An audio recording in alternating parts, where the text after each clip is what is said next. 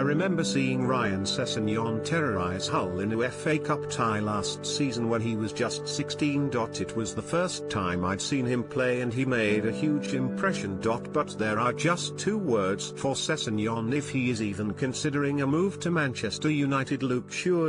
And then put the thought right out of his mind. When Shaw went to United from Southampton in 2014. He was a few weeks shy of his 19th birthday, yet still being heralded as England's future left-back who would make the position his own for a decade. Look at Shaw now, 22 and struggling to make the United team, let alone the England squad, and being bawled out by Jose Mourinho, during and after every game he does play.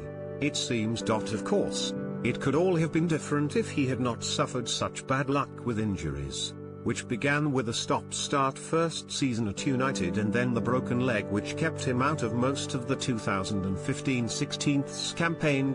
But it isn't. And even if Sessegnon is more fortunate physically, going to United now would put unnecessary mental pressure on him. Football history is littered with tales of youthful promise unfulfilled, of wonder kids who make the big move too soon. For every Wayne Rooney, who flourished from pretty much the word go at Old Trafford after becoming the world's most expensive teenager in 2004, there's a Shaw or a John Bostock. The latter became Crystal Palace's youngest ever starter at the age of 15 and the second youngest to make an appearance for new club Tottenham at the age of 16. Nearly 10 years later, Bostock is a Turkish side Bursaspor and has never made an appearance in the Premier League. Wilfred Zaha, by his own admission, went to United too young, at the age of 20.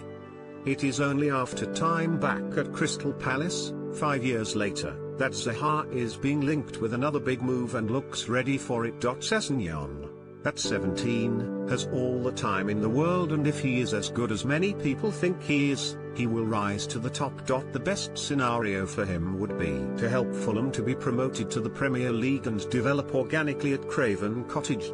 Even if they don't go up this year, another season of regular, competitive football in the Championship would do him no harm. But going to United might. Mourinho is not exactly renowned for his nurturing of young talent, and why put yourself in that situation, in addition to all the other pressures of being at one of the biggest clubs in the world before you are even allowed to buy a drink legally? Anyone who cares about Sessegnon should tell him to stay put, play as much